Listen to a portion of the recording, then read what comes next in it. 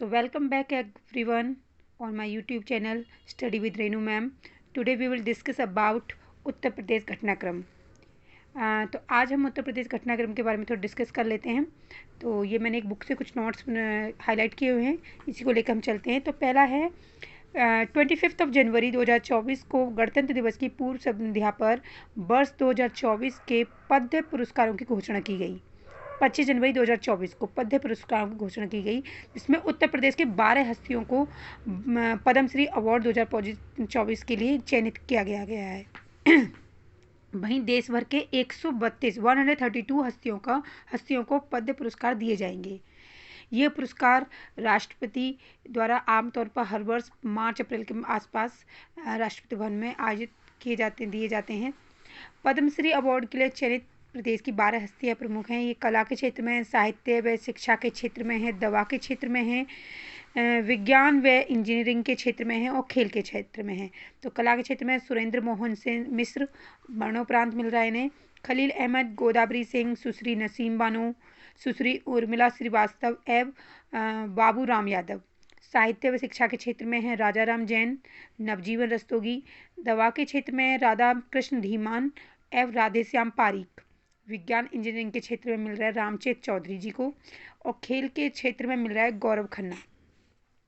Next point पे चलते हैं। तो कानपुर में GSVM मेडिकल कॉलेज में सुपर स्पेशलिटी ब्लॉक का उद्घाटन हुआ है 24 जनवरी 2024 को। केंद्रीय स्वास्थ्य और परिवार कल्याण मंत्री जो डॉक्टर मनसुख मंडाविया हैं, जो हमारे केंद्रीय स्वास्थ्य और परिवार कल्याण मंत्री हैं, वो डॉक्टर मनसुख मंडाविया जी हैं। इन्होंने उत्तर प्रदेश के कानपुर में गणेश शंकर विद्यार्थी मेमोरियल GSVM मेडिकल कॉलेज में एक सुपर स्पेशलिटी ब्लॉक का वर्चुअल उद्घाटन किया है। कानपुर में all India institute of speech and hearing satellite centre की आधारशिला रखी गई है।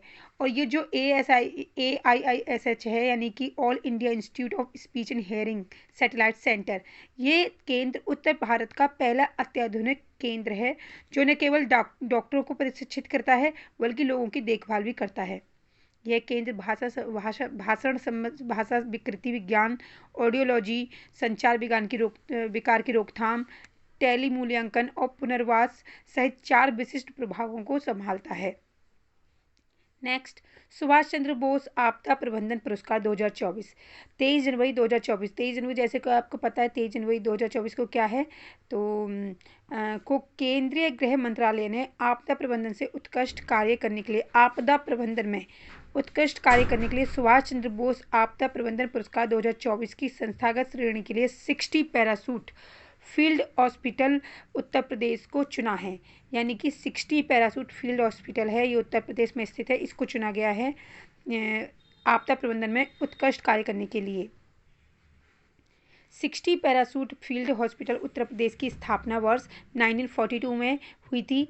यह भारतीय सशस्त्र बलों का एकमात्र हवाई चिकित्सा प्रतिष्ठान है, जिसकी विभिन्न वैश्विक संकटों में अपनी असाधारण सेवा के लिए पहचान है। यानी कि महत्वपूर्ण पॉइंट क्या है इसका, कि भारतीय सशस्त्र बलों का एकमात्र हवाई चिकित्सा प्रतिष्ठान है ये। कौन सा? 60 पैरासूट फील्ड हॉस्पिटल। आगे चलते हैं। तो प्राथमिक मिशन में शांति और युद्ध दोनों के समय राष्ट्रीय और अंतर्राष्ट्रीय स्तर पर प्राकृतिक आपदाओं के दौरान मानवीय सहायता व आपदा राहत HADR संचालन शामिल हैं। इसमें उत्तराखंड बाढ़ 2013, मैत्री ऑपरेशन 2015 के तहत नेपाल भूकंप और इंडोनेशियाई सुनामी के दौरान ऑपरेशन समुद्र मैत्री 2018 के अंतर्गत चिकित्सा सहायता प्रदान की गई थी। फरवरी 2023 में तुर्की जो अभी तुर्की मैंने कल भी बताया था, तुर्की इसका नाम कर दिया गया है। और सीरिया में आई 7.8 तीव्रता के भूकंप के जवाब में तुर्की में ऑपरेशन दोस्त के अंतर्गत 12 दिनों की अवधि के दौरान 3600 रोगियों की देखभाल की पेशकश की थी। भारत सरकार द्वारा सुभाष चंद्र बोस आपदा प्रबंधन पुरस्कार के नाम से एक वार्षिक पुरस्कार स्थापित किया गया है। और इस पुरस्कार की घोषणा हर साल 23 जनवरी को नेताजी सुभाष चंद्र बोस जी की जयंती पर की जाती है, जिसे हम पराक्रम दिवस के नाम से भी जानते हैं।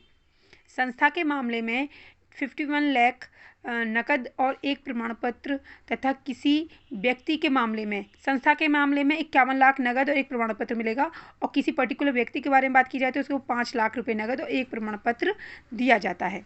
उसके बाद देख लेते हैं उत्तर प्रदेश की अनुष्का पाठक और आदित्य यादव प्रधानमंत्री राष्ट्रीय बाल पुरस्कार 2024 से सम्मानित किया गया है। 22 जनवरी 2024 को, जैसे कि अभी 26 जनवरी हुई थी, गणतंत्र दिवस हुआ था, तो उससे पहले कुछ बच्चों को पुरस्कार दिए जाते हैं।